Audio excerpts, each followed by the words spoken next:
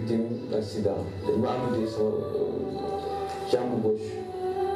maa ngi tudd Ousmane Ndoye nit laa bi doon wax yére samay tànk dama xam li ma dal coono yi si nekk métti yi si nekk mosuma xalaat naa toog si fauteuil roulant dama daan dox mën lu bëri lu sama morom mën na. maa ngi tudd El Hadj Cheikh Amane Dieng doon retraité ci banque yéenuma kenn lu mel nii ndax suul sa doom lu métti la asantument nga suulaloo ñett ci benn bés ci accident. maa ngi tudd Djili Diouf dëkk Touba mais maa ngi defee accident bi après Bignona biñ may génne oto bi moo fu laalee sama mag bi Xaadim ana samay tànk parce que sentiratuma dara ci man. at mu ne lu ëpp juróom benn téeméeri doomi Sénégal dinañu faatu ci tali yi jamono jooju li mu ñi ci am ay gaañu-gaañu ëpp na ay junni ay njaboot tas ca ndax paralysé ñiy ñàkk ci seeni loxo ñee seeni tànk ña ca des ñàkk ci lu lees mënta tudd jee yëgu ci ne bu nee tël sa fit dem yóbbaale sa démb nga ñàkk say cër wala sax sa bakkan mettit wu bees gane si laak sa njaboot soppi seen dund. benn mardi bu tombé vers minuit ma jógee sama kër dem sama kër yaay jël sama doom doolu ko sama oto boobu sama doom mi ngi nelaw ma jaar ci vulgarisateur bi daay di def air vulgarisateur bi dama dëpp na bi sama doom mi ngi nelaw ci wet bi ma jël benn banc teg ko noonu ci kanam oto bi toog di ko xaar bu pare noonu subitement foofu la ma kàrkaar bi fekk perte de contrôle daal dal sama kaw mbëkk sama oto daal may fekk si daal di may daañu ci biir bi da yàq sama tànk yëpp ba ma toogee bon maa ngi gis sama tànk yi bon yàq na carrément sama tànk gauche bi ñu ngi dagg bala na waaw tu vois maa ngi gis sama yàq yaram bi sëriñ bi maa ngi gis ci dafa dagg man maa leen wax ne sama doom bu ci oto bi génne leen ko man maa génne sama portable sama tooy jox leen ko ni leen woote leen sama waa kër bi ñëw j'étais conscient mais nag du bi tuur na loolu top léegi sama doom maa ngi xaar sama doom bi rek si oto bi heureusement ba yàlla def na di ko dal garaawul. man nag nit laa bi doon dox doon liggéey si appareil politique bu état bu Sénégal nekkoon coordinateur national bu ak international bu PDS ñu yeema sama kër ni ma président daf ma soxla boobu ñu woon Tamba bu xëy dafa dem Kédougou ma agsi ba su guddi gi donc après finalement ñu continuer sur Kédougou la demi matin nag après bi ñibbisi sama si woon doon dawal avant ñu arrivé Tamba à 2 kilomètres de Tamba accident ñëw oto bi def 9 tonneaux donc man donc maa ci gaañu après ak keneen ki mais kooku macha allah tane na boobu bi amul problème parce que boobu maa ngi sant sama tànk ñëw diis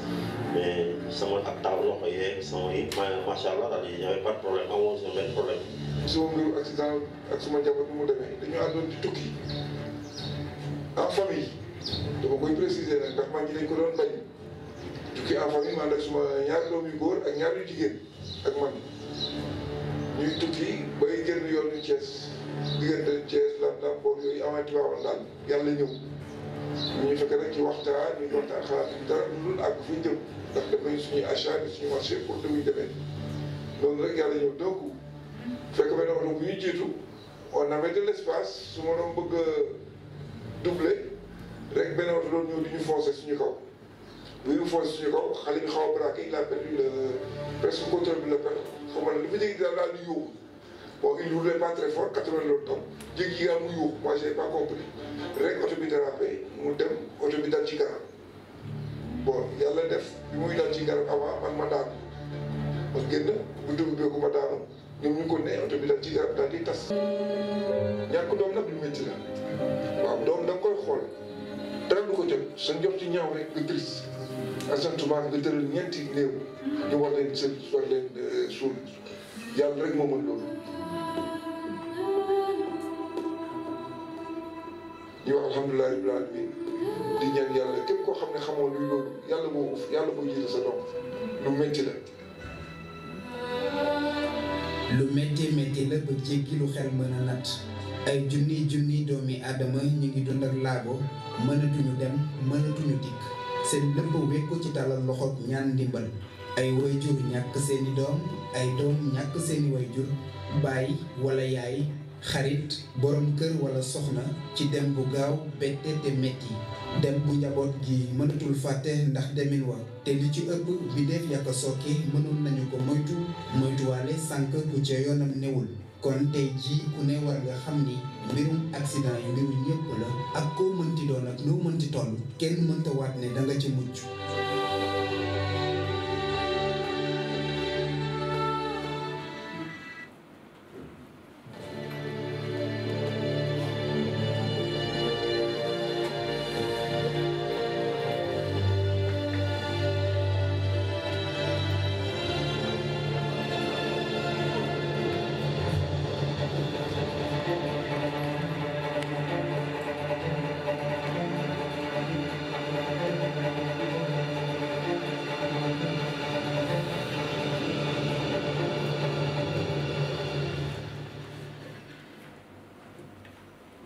Sinon juste remercier leen ci cette présence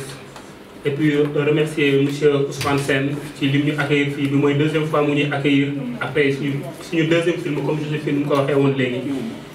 bu ñu doon def fii il y a de cela 2 ans mu accueillir ñu vraiment di remercier Marianne Yad di remercier aussi Amdi Dieng ak toute n'est-ce pas l'équipe de Wakh qui nous a accueillis n'est-ce pas dans cette magnifique salle. duma nag wax lu bari parce que tout simplement je pense que réalisateur rôle am du jël micro di wax je pense que dafay wane ay images yoo xam ne nit ñi dañ koy seetaan après ñoom ñoo koy war a commenter mais bëggoon naa et puis pour wan leen rek ne à travers ce film aussi j'ai donné mon point de vue à travers choix wu personnage yi ma jël ci film bi. ñi nga xam ne ay messages yu forts la ñu véhiculer pour avertir nit ñi parce que film yi bu ma ko defee c'est pour que nekkul pour choquer kenn c'est pour nekkul pour choquer kenn mais pour ce que les gens regardent la vérité en face pour wax ne que ne vie nit mën na basculer ci benn moment ci benn erreur d'appréciation bu ndaw wala ci benn choix un mauvais choix dans ta vie mën na basculer loo sa àdduna ñu def attention xam ne li arrivé ñeneen ñi ñun épargné wuñ ci donc ñun ñëpp ensemble ñu mooy tondoo accident yi. donc remercier aussi l'équipe de production bi nga xam ne ñoom ñoo liggéey film bi ma siy njëkkee Abdou Diouf Junior bi nga xam ne moo toog Abdou jógal ñu gis la Abdou Diouf bu RFM donc voix bi ngeen dégg moom moo ko def man ak moom ñoo travaillé loo si texte yi ba lépp ba egsi ci résultat bi. en fait di remercier aussi Cheikh Sadibou Diarra bu TFM ak équipe bu Ampav ji bi nga xam ne suñu xarit Ousmane Ndoye moo ko jiite ñoo travaillé ensemble sur sous-titrage bi parce que le film a été fait en wolof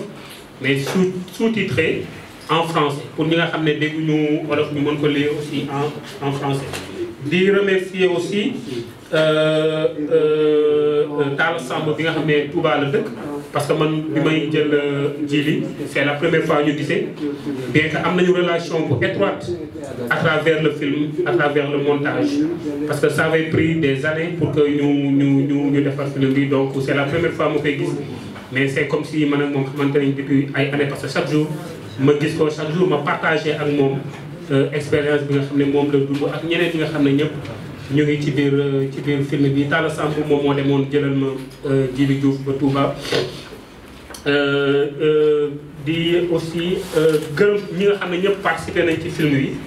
nekk ay personnages ci film bi di si jiital Ousmane Ndoye président de Ampav mi nga xam ne moom tamit politicien la woon. accident dog ko ba gis ngeen tey jii mu nekk porte flambeau ci sensibilisation bi nga xam ne moom la ñuy def pour que accident yi mën a wàññeeku. di remercier Djily Diouf wax naa ko léegi moom tam mi ngi jóge spécialement ba Touba pour ñëw assister ci avant-première bi ak famille. di remercier aussi le taximan Cheikh Naan Ngom bi nga xam ne moom gis ngeen ko ci film bi témoignage bi mu fi def bu daw yaram. di remercier aussi l'urgentiste le professeur Camara xam naa moom bëggoon na ñëw mais peut-être nekkul ci salle bi. di ko remercier aussi ci aide gi nga xam ne moom lay defal blessé yi parce que accident yi am na ku ma koy wax fan yii passé Awa Mbaye doon na ci wax fan yii passé moom tamit mu ngi nii ci salle bi di jàpp bu baax ci liggéey bi di ma wax ne il faut que nga dem ci centre d'appareillage yi ak d'orthopédie yi pour xam accident yi conséquences yi muy xam ne yëpp moom lay dëgg-dëgg conséquences yi accident yi di créer ci victime yi. donc Cheikh Ngom aussi intervenir na ci film bi di gërëm aussi Gora Xuma ci teewaay moom tamit intervenir ci film bi di gërëm sama xarit Ibrahima Ndongo moom tamit bi ma amee idée pour def projet bi moom laa njëkk a seet yi moom moo ma orienté par rapport ak ñi nga xam ne ñëpp ñoom laa war a kii waa Boark du ma leen remercier vraiment assez vraiment merci monsieur Ousmane Sène di remercier spécialement nag benn nit boo xam ne bu am importance la si man bu nga xam ne itam c'est crucial pour terminer muy Joséphine Mboub bi nga xam ne moo taxaw nga xam ne vraiment li may jàppale mënuma sax vraiment te dire merci vraiment je vous remercie et puis merci à ce magnifique public. jaa fekk nag man ba ma accidenté ba sama anesthésie jeexee mu xool sama bopp bi dara nekk si samay souvenirs yëpp taxaw sama bopp laa jël si woo sama gars yi jox leen ma sama téléphone jox ma sama téléphone ma convoqué leen médecin bi ñëw capitaine bi ñu ne ma Ousmane bi kenn fi ne man ko damay liggéey baa ngi génn ko si biti sama bopp parce que l'handicap ce sont que des membres mais handicap dëgg mooy ka nga xam ne mënul servir réew mënul jàng réew man ba ma dalee automatiquement je me dis que am naa benn mission bu war a dox moo tax ma def étude bi si biir hôpital bi ànd seeg samay nit xool bu accident amee ni ñuy taxawoo victime bi ni victime bi di ñëwee ci ambulance bi parce que am na ñoo xam ne dañuy dee ci biir ambulance yi ambulance médicalisée mais ambulance yi amul médecin doué en matière d'urgence pour faire les premiers soins ci biir ambulance bi donc liy dee ci ambulance bi moo ëpp liy dee ci kaw tali bi avant l'opération tamit liy dee moo ëpp la nga xam ne tamit mooy dee ci kaw tali bi après l'opération liy dee moo ëpp laago bi tamit luy augmenté wu ci Sénégal dafa jéggi tey moo tax quand on dit qu'il y a 600 morts dama ne leen 600 morts amul les gens comptent les gens qui meurent sur le coup mais comptons les gens qui meurent sur les ambulances comptons les gens qui meurent avant l'opération ak après l'opération parce qu'on ne peut pas imaginer hôpital Sédhiou de Grand Yoff si 4 professeurs Habib Sy mu ngi def 16 000 interventions par an kon foofu rek mën nañu ko génne 600 principal def 14 000 80% accident circulation la 20% yi BTT incendie et cetera nga dem Thiès 200 interventions la y compris Kaolack 350 Kaffrine la même chose Fatick la même chose te boo xoolee tey jii au niveau de Kaffrine Fatick ak Kaolack benn chirurgien moo fa nekk ak benn anesthésie bu dóoree fii boobu posons mu ngi def 300 interventions Kaolack par mois mënu leen jël en charge ci benn anesthésie ak benn chirurgien su dóoree Kaolack une semaine dem Fatick bu paree Fatick dem Kaffrine combien de personnes ñooy perte de vie là-bas ñoo mujj woo ma téléphone ni ma Ousmane comme da ngay dem RFM il faut donner ce message et je l'ai fait pour mon pays parce que moo daal pour yàlla donc chiffres yi ñun dañ ko yore parce que dañuy liggéey ak orthopédie bu dirigé par le professeur Habib Sy parce que àdduna loo bëgg saafara nga ci teg sa baaraam donc nañu arrêté di joxe yenn chiffres yi nga xam ne nii dafa xaw a dafa bokkul ak réalité bu am donc j'ai fait beaucoup de choses pour l'emploi bon ba mu ko tënkee dama ko taxawal ci avant accident ñu ne dañu leen sensibiliser citoyens sénégalais yi dañuy dem ci école yi nañuy dem fépp dañu leen defal formation nit ñi mu bindaa benn projet muy pendant accident la prise en charge sanitaire et la procédure de paiement si loolu nag la tënk benn liggéey boo xam ne nañ ci am cabinet de traiteur lii fu accident amee rek je pense que procédure yooyu dootul amati problème. Sur le droit international des droits de l'homme ou des dispositions sur la déclaration universelle des droits de l'homme et des citoyens de 1789 la Déclaration universelle des droits de l'homme de 1948, le pacte international relatif aux droits civils et politiques, la Charte africaine des droits de l'homme et des peuples sont autant d'instruments internationaux des droits de l'homme où on peut en fait trouver un cadre législatif qui encadre et protège toutes ces victimes.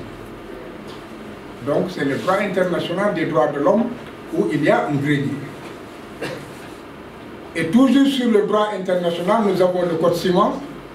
j'en parlerai tout à l'heure. Parce que je pense que le code ciment est une grande arnaque des peuples africains.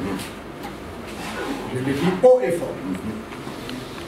Le peuple ciment, le code ciment n'est pas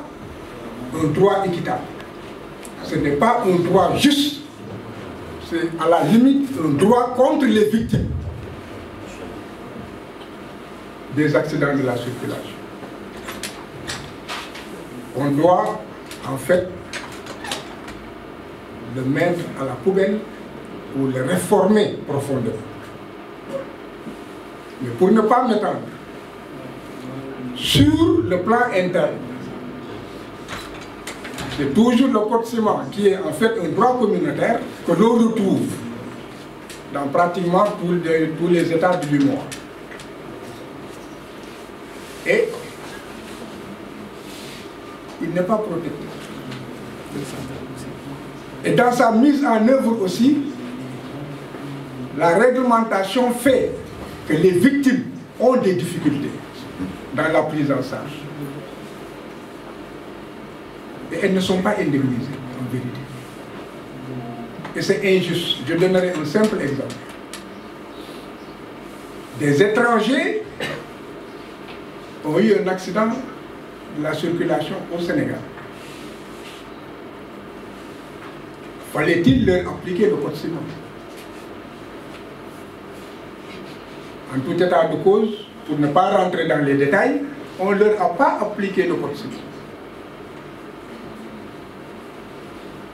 Et s'il l'avait fait, je n'aurais pas hésité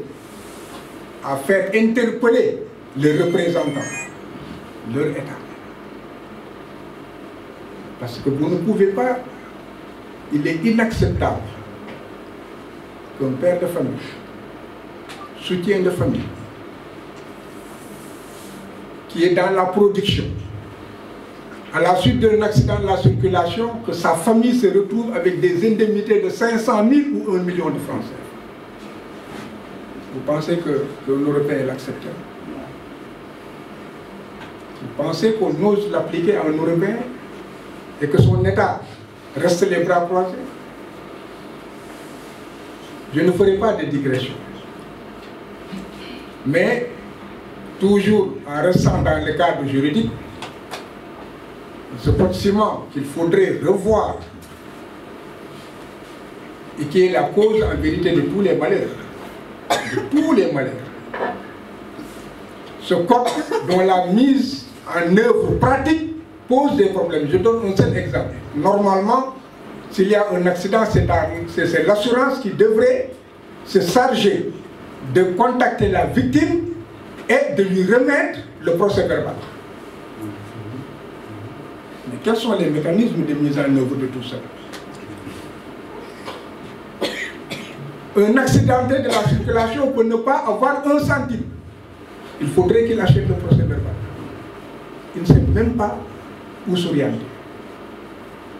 Donc des structures devraient être créées. Structures d'accompagnement. Et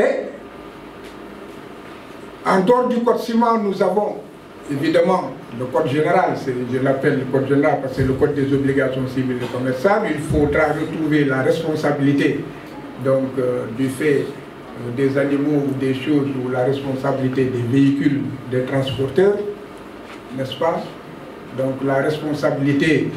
l'obligation de résultat, bon, tout cela concourt toujours à une seule finalité, c'est en fait ne pas laisser en rade les victimes.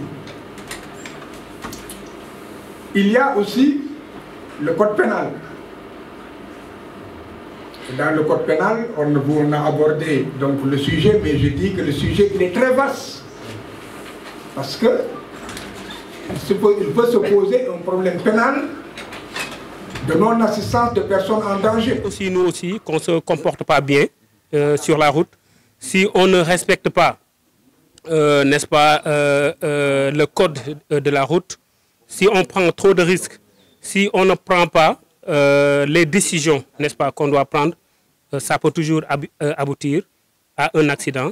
et qui peut venir toujours avec son lot de conséquences. Les conséquences vont jusqu'à, n'est-ce pas, des pertes en vies humaines, des gens qui meurent sur la route, des gens qui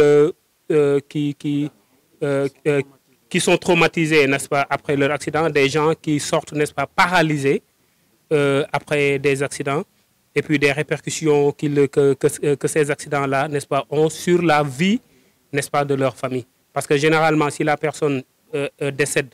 c'est la famille qui subit les conséquences. Si la personne est paralysée, ne peut plus marcher, si la personne perd son travail, ça se répercute directement sur la vie de sa famille. Et en voyant tout cela, on s'est dit qu'on doit faire quelque chose pour que les gens, n'est-ce pas, puissent voir la réalité en face et se dire que vraiment, il faut faire attention. Parce que la vie peut basculer à n'importe quel moment.